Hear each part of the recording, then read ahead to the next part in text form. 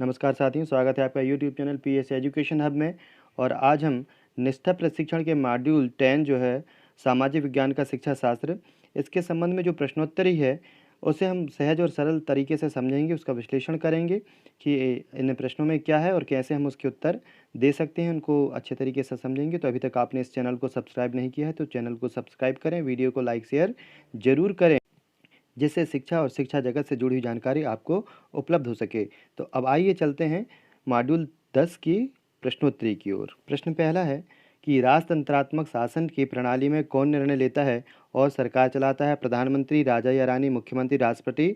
तो राजतंत्रात्मक का जो मतलब होता है जहाँ पर राजा का या रानी का ही शासन चलता है, वहीं पर वो निर्णय लेता है। इस प्रकार जो हमारा सेकंड ऑप्शन है राजा या रानी, वो सही है। दूसरे प्रश्न पर आते हैं कि सामाजिक विज्ञान सामाजिक अध्ययन वर्ग में मॉक संसद का संचालन करने का मुख्य कारण क्या है? राजनीतिक विज्ञान की अवधारणाओं को याद रखना, राजनीतिक संस्थाओं के कामकाज की कुछ समझ विकसित करना, स्कूल के लिए धन जुटाने के लिए, कक्षा में छात्रों के व्यवहार का आकलन करने के लिए। तो जो सही ऑप्शन है वो है राजनीतिक संस्थाओं के कामकाज की कुछ समझ विकसित करने के लिए। ये हमारा सेकंड नंबर का जो ऑप्शन है ये यहाँ पर सही है।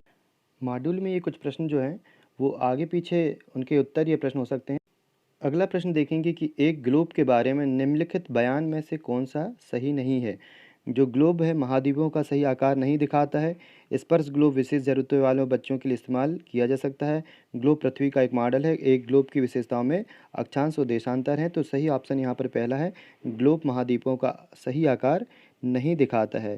तो ये यहाँ पर ये नहीं पूछा था कि क्या सही नहीं है, तो ग्लोब जो है वो भी जो है महाद्वीपों का सही आकार दिखाता है। एक प्रकार से जो प्रदर्शन है उसका सही होता है। अगला प्रश्न है 23.5 डिग्री दक्षिण अक्षांश के रूप में जाना जाता है। क्या जाना जाता है? तो भूमध्य रेखा, कर्क रेखा, मकर रेखा या मानक मध्याह्न रेखा। तो जो सही आंसर है वो है तीसरा, मकर रेखा। 23.5 डिग्री दक्षिण अक्षांश के रूप में जो है वो मकर रेखा अपने इसमें जब हम पृथ्वी पर देखते हैं तो वो 23.5 डिग्री दक्षिण अक्षांश के रूप में जो है उस मकर रेखा देखी जाती है और मकर रेखा को ही दक्षिण अक्षांश के रूप में जाना जाता है। इस प्रकार फिर हम अब अगला प्रश्न देखते हैं। अगला प्रश्न है कि निम्नलिखित में से कौन सा कथन सही है? जो कथन सही है उसे हमें देखना है। अक्षांशों को सभी रेखाएं भूमध्य रेखा से छोटी होती हैं। देशांतर रेखाओं को समानांतर रेखाएं भी कहा जाता है। देशांतर की सभी रेखाएं लंबाई में भिन्न होती हैं। अक्षांश रेखाओं को मेरिडियन कहा जाता है।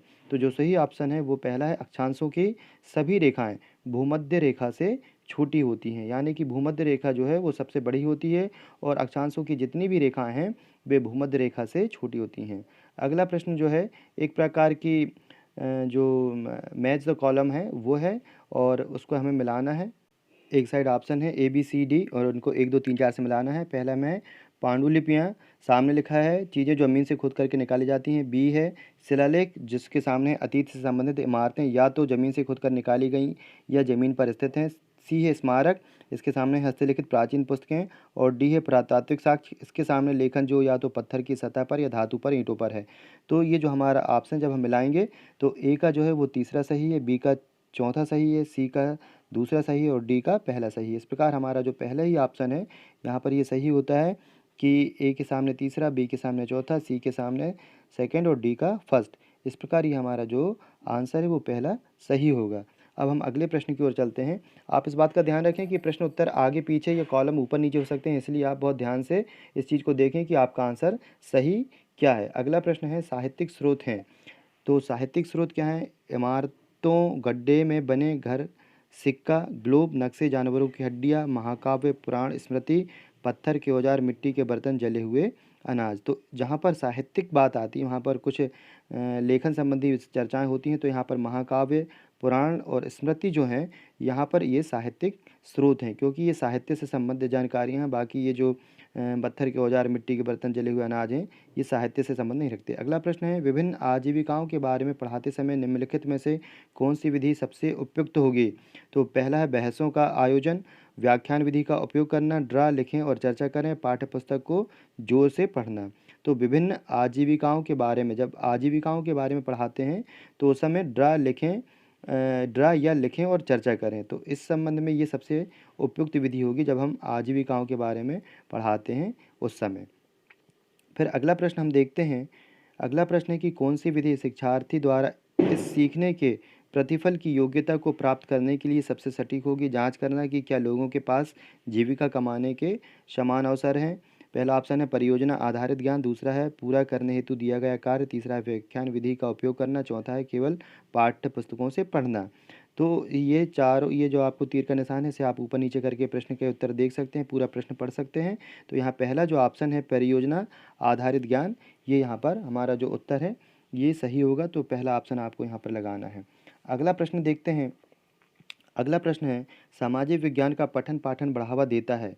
तो सामाजिक विज्ञान का पठन पाठन जो है वो किस चीज़ को बढ़ावा देता है? स्वतंत्रता, विश्वास, विविधता के लिए सम्मान जैसे मानवीय मूल्य, सामाजिक और राजनीतिक मुद्दों पर सरकार के नज़रिए का ज्ञान, उच्च स्तर पर इन विषयों का अध्ययन करने के लिए तैयार होना और पाठ्य पुस्तक में व्यक्त किए गए विचारों को जानने और उनका पालन करने की क्षमता।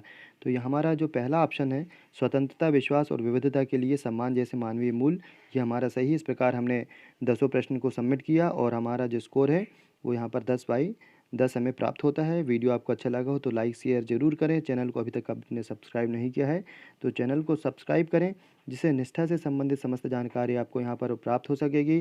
साथ ही शिक्षा और शिक्षा जगत से संबंधित जितनी भी जानकारियाँ हैं वो आपको इस चैनल पर उपलब्ध होंगी। तो शिक्षा से संबंधित जानकारियों से जुड़े रहने के लिए इस चैनल को सब्सक्राइब ज़रूर करें। धन्यवाद।